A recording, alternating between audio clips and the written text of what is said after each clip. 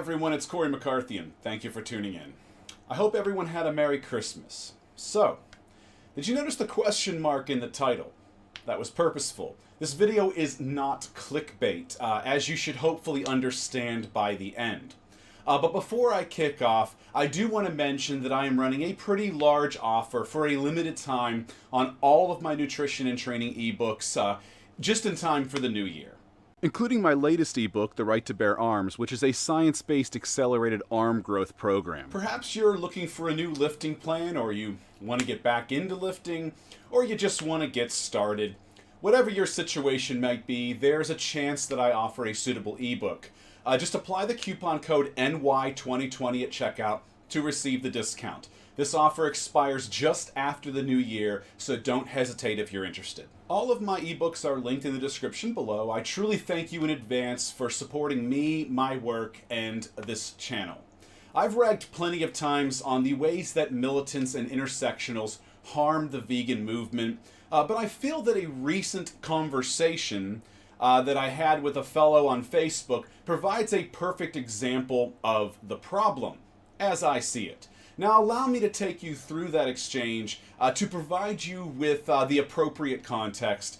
So just sit back and enjoy the drama, as well as some well-placed red pills. A fellow that I'm friends with on Facebook had recently posted that presidential candidates are openly talking about population control in the debates. What the fuck? Wake up, people. Of course, that caught my interest, so I decided to read through the replies. I will admit I was specifically looking for folks to troll. That's when I came across the following response. Do you mean they're just talking about our overpopulation problem? To which my Facebook friend replied, no, there is not an overpopulation problem. Of course, the other guy responded with, based on what? And that's where I came in. Couldn't help myself. I pointed out that he was overgeneralizing, that one needs to control for population figures by specific groups and not lump all of them together. I expanded upon this by explaining that Europeans and the Japanese, for example, are currently breeding well below replacement levels, with the exception of European Catholics, but Catholics alone cannot sustain the European population as a whole. And data supporting my statement is available to anyone who would just take the time to seek it out. In fact, I've previously discussed population figures, providing all of my references in an older video from January 2018. Do check that video out if you'd like to learn more about the topic. I'd rather not repeat myself. Anyway, this guy, as expected, argued that humans are destroying the planet and all life on it, and that we should all be breeding below replacement level. I explained to him that I am both pro-human and pro-eugenic breeding, and I added a clarification that stupid people should be breeding below replacement level, not people in general. My Facebook friend liked and agreed with my statement, and the other guy asked me what I meant by pro-human. In response to my Facebook friend, I shared research demonstrating that liberals tend to be more emotionally driven than conservatives, but that idiots are not unique to either side of the political spectrum. My focus here was more so on intelligence and not so much on partisanship. To emphasize the importance of intelligence, I followed with research demonstrating positive outcomes associated with higher IQ people and nations. And I drove my point about eugenic breeding home by sharing research findings that IQ is as much as 80 to 86% heritable. Ergo, our parents play the largest role in how bright or dim any of us will be. As such, factors ranging from environment to education to poverty to nutrition, etc., all play as little as 14 to 20% of a role in our potential intelligence. And them's fighting words to most, if not all, leftists. And you know I love the trigger. In response to the other guy, I explained that being pro-human means that I ultimately prioritize what is beneficial for humans and humankind over animals. I provided the example that if I had to make the choice between saving a cow's life or saving a fellow human's, that I'd choose the human in nearly all circumstances, barring, of course, possessing knowledge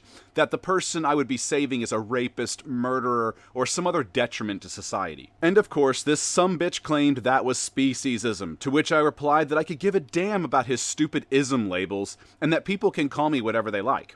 He also made it clear that he does not consider me a vegan. I explained to him that I am indeed a vegan by definition per the Vegan Society, and that nowhere does the definition require that I prioritize animal life over human life. It simply states that I should not consume or use animal products and that I should not exploit animals, which I do not. But alas, he had already fled the conversation by that point. You see, it's behavior like that which drives people away. It makes folks feel unwelcomed or excluded. It makes vegans look like extremist whack jobs. It is not doing veganism any favors. I mean, how dare I consider a human's life to be more valuable than, say, a cow's? How dare I, as a human, consider other humans, members of my own fucking species, to be part of my in-group? Apparently, by doing so, I am excluded from veganism. I wish I could say that fellow was a lone example of this sort of mentality and or behavior, but he is most certainly not. You see, definitions exist for a reason, so we should not be bastardizing them. I consider this behavior to be as harmful as someone with, say, a prominent tattoo of the word vegan being spotted at, say, a sporting event consuming a beef hot dog. Something I've also seen floating around Facebook recently, and yes, apparently the dude pictured has since admitted that it was a real beef hot dog, that he isn't a strict vegan, despite what his tattoo would imply. Both examples give the wrong impression about what it means to be a vegan and what sorts of people are vegans, and can confuse folks who might be first encountering or considering veganism. It might even turn them away, depending on the context. They might think, vegans consider humans and animals to have the same value? Well, that seems a little extreme to me. Or, with the later example, oh, it looks like that I can be a vegan and still eat hot dogs on certain occasions. But what do you really expect from a group of people who have willfully outaged and or shunned starting their own families, forming their own tribes, for this reason or that, and have compensated for that very natural instinct with, say, collecting cats? Sometimes lots and lots of cats. Sometimes lots and lots and lots of fucking cats. I suppose the upside is that leftists like this will remove themselves from the gene pool on their own, and actually are in a significant way. According to recent data from the General Social Survey, conservatives are currently having children at a rate 41% higher than liberals. At this rate, the future could be very right-wing. Let's also not forget the left's passion for access to birth control and abortion on demand, which certainly doesn't help their numbers. Remember what Napoleon said: never interrupt your enemy when he is making a mistake. And on that note, isn't that good reason to stop driving right-leaning folks away from veganism? I mean, do you want veganism to essentially perish after all of the leftists have exited the gene pool stage left? Just saying. Anyway, let me know what you all think in the comments below. If you disagree with me, do explain why. As I said earlier, I don't wish to live in an echo chamber. I am open to the exchange of ideas. Also, don't forget to like and share this video if you found it interesting or worth spreading around. Your interaction really helps this channel. And don't forget to subscribe if you have not already. Press the bell button for notifications and check back here weekly, as all three avenues will help ensure that you don't miss any new content from me.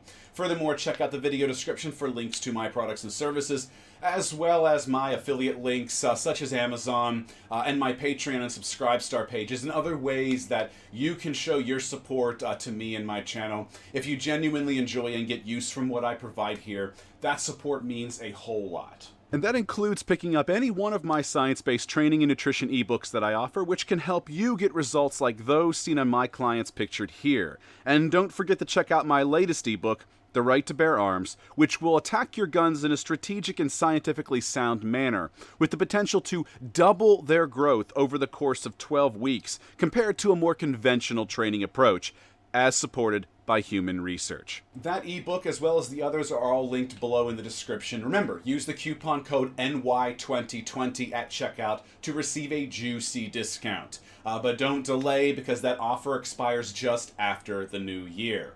Thank you all for your continued support, and I will see you all in the next video. Take care.